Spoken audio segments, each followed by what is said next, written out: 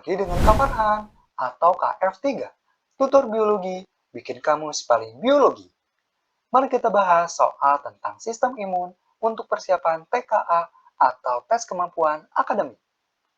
Soal yang pertama, ini merupakan soal teks informasi, jadi untuk menghemat waktu, kita langsung cek ke inti pertanyaannya. Berdasarkan bacaan di atas, dapat dikategorikan lupus ke dalam golongan. Perhatikan, pada teks ada kalimat peradangan kronik yang terjadi karena sistem daya tahan tubuh seseorang menyerang sel dan jaringan tubuhnya sendiri. Kalau ada kata-kata menyerang sel dan jaringan tubuhnya sendiri, maka ini merupakan penyakit autoimun. Jadi lupus termasuk ke dalam golongan autoimun. Penyakit autoimun itu di mana ketika ada patogen berupa bakteri, kuman, ataupun virus yang mencoba menyerang tubuh kita yang seharusnya imun atau kekebalan tubuh kita menyerang patogen tersebut, ini malah menyerang sel sehat yang ada di tubuh kita. Dan ini bisa mengancam kerusakan organ tubuh kita.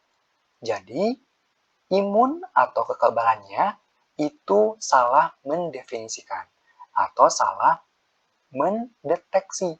Jadi harusnya menyerang patogen, ini malah menyerang sel sehat. Jadi sudah jelas jawabannya yang C. Untuk A, B, D, E itu pasti salah. Yang A, hypersensitivitas itu merupakan penyakit atau gangguan di mana imunnya responnya berlebihan terhadap zat yang sebenarnya tidak berbahaya. Jadi seperti alergi.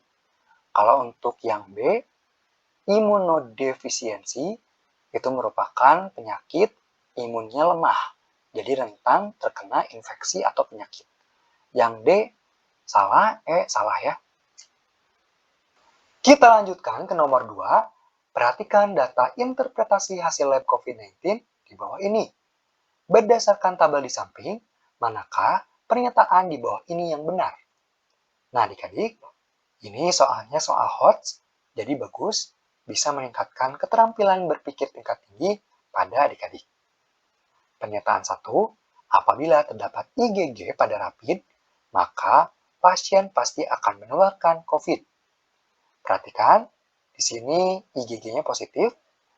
Pertama kali IgG ditemukan, interpretasinya, infeksi di puncak mulai menurun, menuju sembuh. Maka kalimat ini salah, karena ini menuju sembuh. Tapi bukan berarti antara penderita dengan orang yang sehat bebas melakukan komunikasi. Tetap harus distancing. Dan penderita wajib melakukan isolasi 2 minggu hingga benar-benar sehat ya, tidak menular.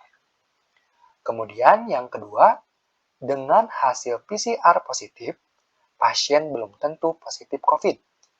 Perhatikan, di sini positif. Pertama kali positif, infeksi baru mulai. Infeksi biasanya hari ke-1 sampai ke-7.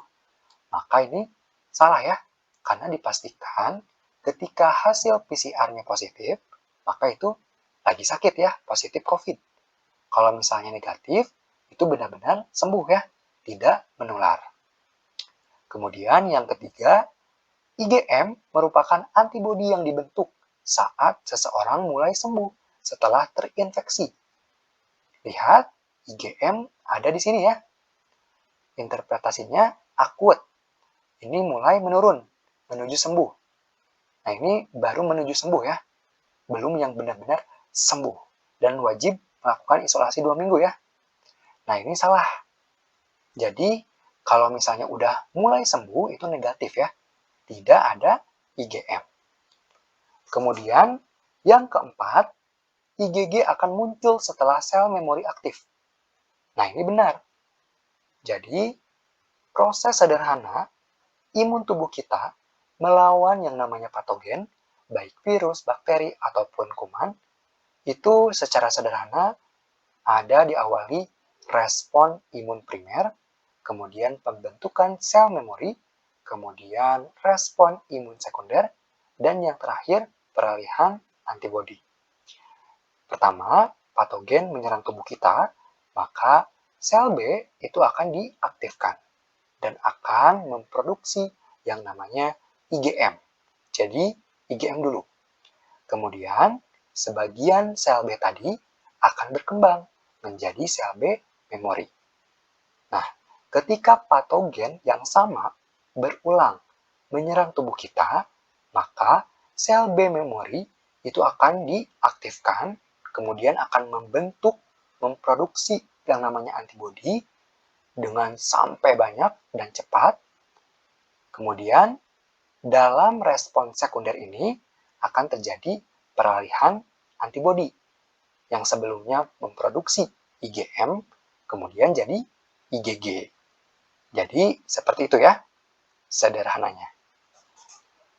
Kemudian yang terakhir, IgM dan IgG harus muncul bersamaan untuk menunjukkan seseorang terinfeksi virus COVID-19. Harus muncul bersamaan katanya untuk menunjukkan seseorang terinfeksi. Perhatikan, kemunculan IgM dan IgG itu berbeda ya, tidak bersamaan. IgM dulu, baru IgG. Jadi ini salah ya. Oke, sampai sini dulu. Jangan lupa like and share ke teman-teman kamu. Dan sampai jumpa di pertemuan biologi berikutnya. Dadah!